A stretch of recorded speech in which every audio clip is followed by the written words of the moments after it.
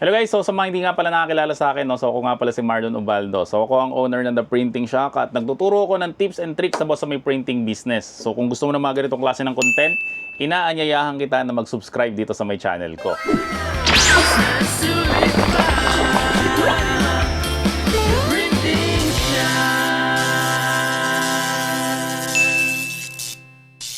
Ngayon guys ay April na, no? So malapit na yung bakasyon. So nung bata ako, ang bakasyon namin is from April, then May, tas June, magbabalik na ng klase. Alam ko guys, sa private, ang klase ulit nila is July na naman, no? Or August, no? So medyo nagulo yung ating schedule. Kasi nga dahil sa may pandemic.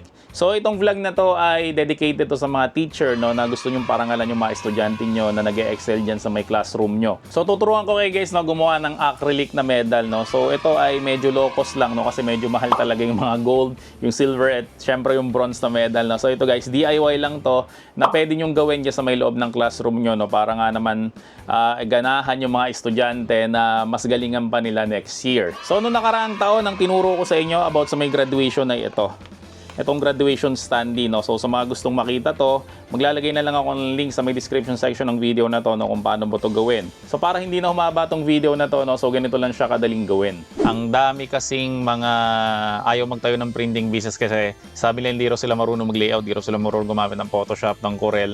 Guys, ang dami na ngayong editing software na sobrang simple na lang gamitin. Kahit ako guys, ginagamit ko na lang to para hindi na ako mahirapan, di ba? So, ba't mo papahirapan yung sarili mo? Kung meron naman mga simple, no, kamukha nitong Canva na to. So, punta lang tayo guys sa may canva.com, tapos i-search mo lang guys is round medal. Yan. So, kapag search natin guys yung round medal yan, so may mga templates na siyang mga ready na dito. So, piliin na lang natin to, ito. Kasi yung iba dito may mga bayad eh. Ano, halimbawa, itong may mga crown na yan, nakalagay pro. Ibig sabihin yan guys, may bayad dyan. So, dito lang tayo sa libre. Okay, tapos customize this template. Yan. So, kapag nandito na tayo guys, no, ito pwede natin itong baguhin lahat. So, halimbawa guys, itong block na to, medyo napapangitan ako, no? So, hindi siya pang graduation. So, double click ko lang siya, then click ko lang tong edit photo. Tapos sa edit photo guys, no, may makikita kayo dito na color. So, i-click mo lang siya guys, then pwede tayo mamili ng ibang kulay. Example, gawin natin siyang very colorful. So, gawin natin siyang ito, blue. Yung labas, pwede rin natin laruin yan. So, palitan rin natin siya. Edit photo. Tapos, may mga filters pa dito. Yan, no? So, ito na lang. Or ito, yan. Para medyo colorful siya. Tapos, itong nandito sa may baba, syempre, papalitan natin yan. Lalagay natin, example, The Printing Shack University. Pwede mo yung palitan, guys, no? Kung ano yung gusto mong pangalan ng school o kung ano yung school na pinagtatrabahuhan mo ngayon. Tapos, itong premium, syempre, alisin natin yan. Ilagay muna natin is first honor. Tapos, itong 100%, siguro, lagay natin dito yung section. Example is Wandel Pilar. Kasi yan yung section ko nung grade 1 ako. Tapos, click lang natin sa labas. Yan, so, ganyan yung itsura niya. Tapos itong crown, okay na siguro yan, maganda na yan. So guys, kahit anong design, pwede yan, no? Kung ano yung maganda sa paningin nyo, gawin nyo lang guys, no? Walang maganda, walang pangit. So depende yan guys sa tumitingin. So ganun lang guys, kabilis mag-edit sa may canvas. So okay na siguro yan, wag din na natin papahabain. Tapos ang next natin na gagawin ay syempre, click natin tong share, tapos click natin tong download. Ano ba ilalagay natin pwede? Best in math. So masyado siyang malaki, gawin natin, liitan natin, click lang natin to. Yan, no? Best in math, diba? So click natin ulit to, test download. Tapos gawa pa tayo guys ng iba. Sumunod naman natin is best in science. So guys, ang limitation lang, no, kapag free ka lang sa may Canva. So kapag di-download mo to guys, no, yung size niya ay hindi mo siya mababago, no. So hindi mo siya pwedeng gawing super high quality. Tapos hindi rin pwedeng transparent background. Okay, no? So hindi pa ako Canvasador, nag-apply pa lang ako, no? So sana ma-approve ako para at least maging affiliate tayo ng Canva. Tapos ito guys, yung dinownload natin, yan makikita nyo na meron siya mga puti sa may labas. So gagawa na lang natin siya guys ng paraan, no? So ganito gagawin natin, no? So i-drag muna natin siya dito. So kapag ka na-drag na natin siya dito, ang gagawin natin ngayon ay click natin tong panels, then click natin tong trace. Tapos select trace area natin guys, no? Tapos i-highlight natin siya na ganyan. Tapos ito ay isagad nyo lang dyan. Okay, panasagad na natin siya guys. Ang gawin natin, trace lang natin. Tapos yung nasa loob, alisin na natin. Okay, so kailangan lang natin guys yung pinaka-hulma lang nung pinaka-medal. Ang size guys nung aking acrylic medal is 3.5 inches. Yan, so 3.5 by 3.5. So ganito yung mangyari guys, no? Kapag ka ito dinrag natin, yung kaka-download na natin sa may Canva, so kapag dinrag natin siya na ganyan, makikita may mga puti siya sa labas. Okay, no? So pangit siya tingnan. So ang gagawin natin ngayon, ay right click lang natin siya, then open with natin, then paint. Kasi kapag ka nasa paint na tayo, lakihan lang natin to. Tapos itong mga nasa taas na to, yan, isagad nyo lang siya. Yan, para makrap siya hanggang sa may dulo. Yan, i-crop lang natin. Tapos ito, i-crop rin natin. Yan, so kapag ka na-crop na natin guys, no, i-save lang natin siya. So kapag ka sinave na natin siya guys, no, ito ay dadrag na natin siya dito. Yan, makikita nyo na wala na yung puti sa may labas niya. Kaso nga lang guys, no, para ma-shoot natin to sa may 3.5, kailangan natin siyang bawasan. So paano natin siya babawasan ngayon? Lalagyan natin guys ng cut mark sa may loob o internal offset. So paano natin gagawin yun? No? So i-click mo lang siya. Then click mo lang tong star dito, click mo lang internal offset, tapos lagyan mo ng value at least 0.03. So kapag nagawa na natin yan, click mo lang tong send, tapos lakihan lang natin siya.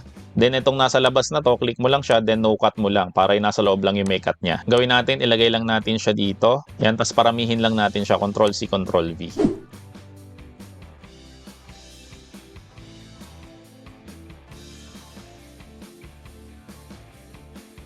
Tapos ang next natin na gagawin guys, syempre, ay idadrag naman natin yung iba. Okay, yung first honor, idadrag natin siya dito. Kaso nga lang, wag mo siya idadrag doon guys sa may gitna. So idadrag mo siya doon sa may pagitan ng dalawang guhit. Yan, ganyan siya. Pansin nyo, pag sa gitna, maliit.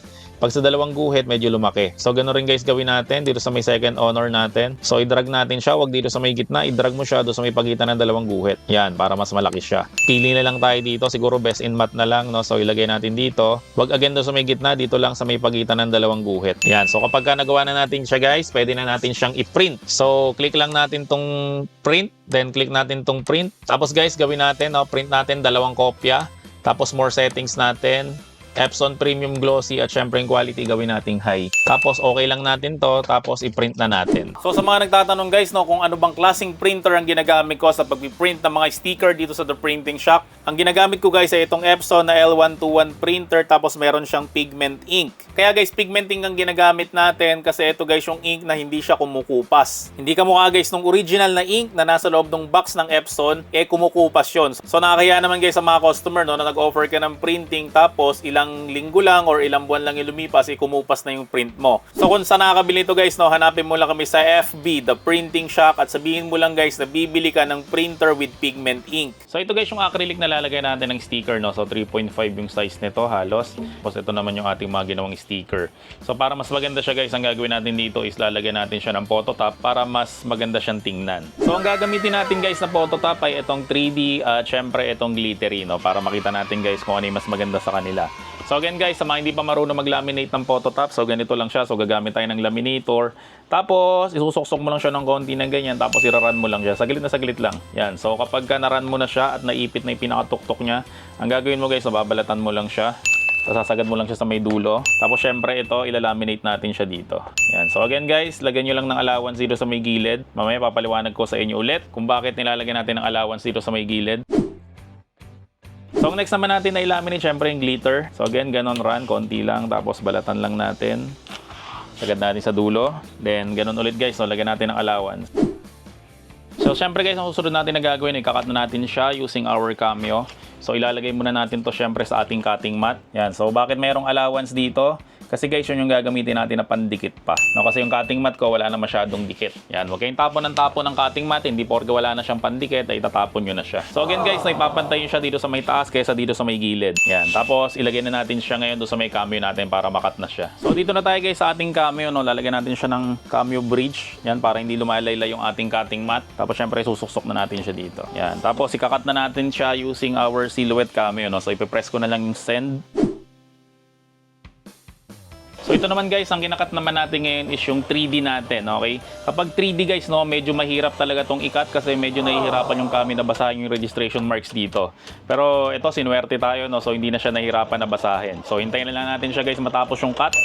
At para mailagay na natin dun guys sa may acrylic medal natin. So guys, ito na yung nagawa natin, no? So ito yung 3D at syempre ito naman yung ating glittery. So ang next natin na gagawin, no, syempre alisin na natin yung pinakatakip nito, no? So para hindi na kayo mahirapan, gumamit kayo nitong weeding tool. So sa loob ng weeding tool guys, ito yung mga kasama niya, no? So meron siya yung hook, tapos ito yung spatula, ito yung chane, ito naman yung squeegee, tapos syempre may gunting, at ito yung pantusok pa na isa na straight. So ito guys yung gagamitin natin, no? Ito yung pinaka weeding tool na tinatawag. Yan. So mas madali siyang alisin. Yan. Pwede rin naman kukuhin to kung ayaw nyo ng weeding tool, pero syempre iba pa rin guys yung kompleto ka ng gamit na mas madali siyang alisin kapag may hook tayo. So wag muna natin guys alisin yung kabila, ito muna. So, dahan-dahan lang tayo. Tapos, ang ilagay natin dito is yung pinaka first honor, syempre. So, makikita nyo guys na perfect cut siya. So, sumobra siya ng cut. Pero pagdating dito guys, hindi siya halata kasi nga nilagyan natin siya ng offset. So, yan guys ang importansya ng offset. So, gawin natin ay ilagay natin siya dito.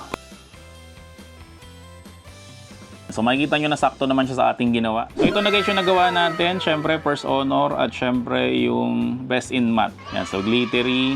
Ito naman yung 3D. So, sunod natin na gagawin, no? Siyempre, lalagyan natin itong tali. Tapos, siyempre, putulin na lang natin, no? Kung gaano kahaba yung gusto natin. Tapos, gagamitan natin siya, guys, nitong ating 3-frog na glue. Yan. So, isearch nyo na lang kay Google, no? Kung paano ba pagandahin yung ganito. Kasi, ang tinuro lang talaga natin ay ito lang, no? So, ito, bonus na lang to. Kasi ito rin, guys, gano'n rin gawin natin. So, lagyan rin natin siya nitong mas malapad naman na color red. So, gano'n rin, guys, no? Idikit rin natin siya ng 3-frog na glue. Yan. So, meron na tayong nagawa na first honor na medal at, syempre, itong best in math na medal.